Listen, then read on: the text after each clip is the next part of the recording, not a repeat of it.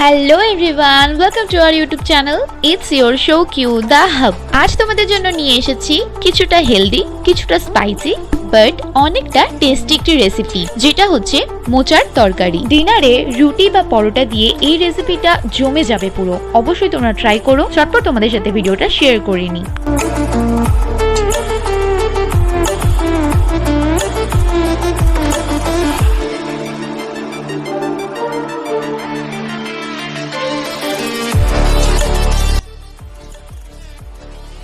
And guys, don't forget to like, comment and subscribe. মোচার তরকারি recipe বানানোর জন্য অবশ্যই তোমাদেরকে মোচাটি ছাড়ানো একবার দেখিয়ে দিলাম। মোচাটির মধ্যে থেকে এইভাবে পাপড়িগুলোকে বার করে খারাপ অংশটা ফেলে দিতে হবে আর ভালো অংশটা আরেকদিকে রেখে দিতে হবে। দেখে নিন ভালো করে।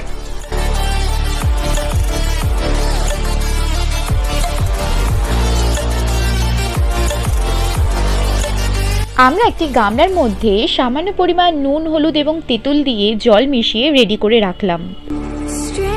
আমরা মোচাটি অবশ্যই ছুরির সাহায্যে কাটতে পারবো না, তাই জন্য আমরা এখানে বটির ইউজ করছি।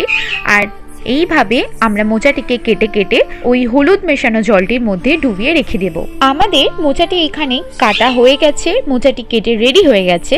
নেক্সট স্টেপগুলো তোমাদেরকে পরপর দেখিয়ে দিই।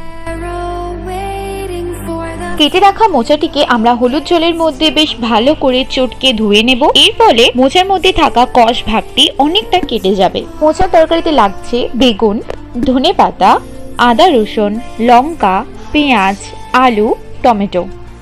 হলুদ জলে ভালো করে ধুয়ে নেওয়ার পর 10 মিনিট আমরা জল ঝরিয়ে আমাদের এখানে কেটে রাখা মোচাটি রান্নার জন্য রেডি হয়ে গেছে।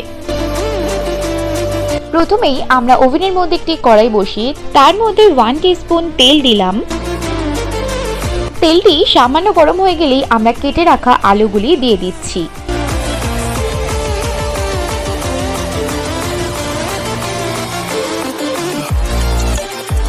আলুগুলোকে আমরা মিডিয়াম টু হাই ফ্লেমে রেখে ভালো করে ফ্রাই করে নেব।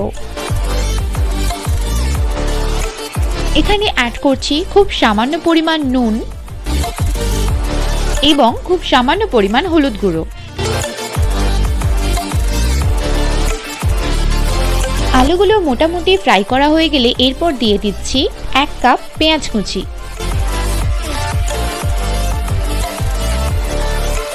নেক্সট দিলাম 1 কাপ বেগুন কুচি। এই সব ভেজিটেবলস গুলো এখন আমরা ভালো করে ফ্রাই করে নেব। এখন দিলাম একটি গোটা টমেটো, যেটিকে আমরা চিড়ে রেখে দিয়েছি। এখন দিয়ে দিচ্ছি আগে থেকেই পেস্ট করে রাখা কাঁচা লঙ্কা এবং আদা রসুনটি আমরা 2 চামচ দিয়ে দিলাম।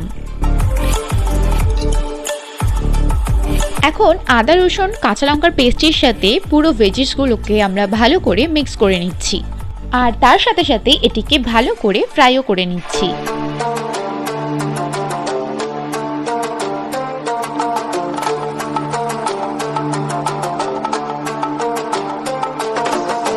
কনস্ট্যান্টলি আমরা এটাকে প্রায় 8 থেকে 10 মিনিট সুন্দরভাবে ফ্রাই করে নেব।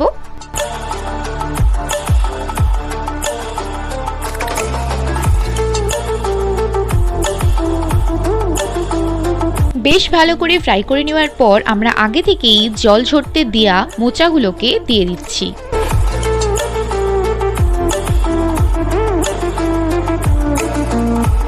এখন মোচাগুলোকে ভেজিসগুলোর সাথে সুন্দরভাবে মিশিয়ে নেব। তার সাথে আমরা ভালো করে কিছুক্ষণ কষিয়ে নেব। আর হ্যাঁ, আপনারা আপনাদের প্রয়োজন মতো নুন বা হলুদের পরিমাণ কম বেশি করতে পারেন, সেটা আমি আর রিপিট দেখাচ্ছি না।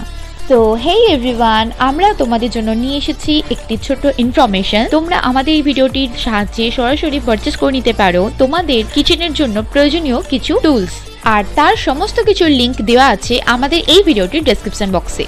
তো আপনারা দেখতেই পেলেন আমি এখানে ছোলাটি দিয়ে দিলাম, যেটা আগে থেকেই 4 থেকে 5 ঘন্টা ভিজিয়ে রাখা ছিল। এখানে আমরা ছোলাটিকে মোচার তরকারিটির সাথে সুন্দরভাবে মিশিয়ে নিলাম আর কিছুক্ষণ কষিয়ে নেব।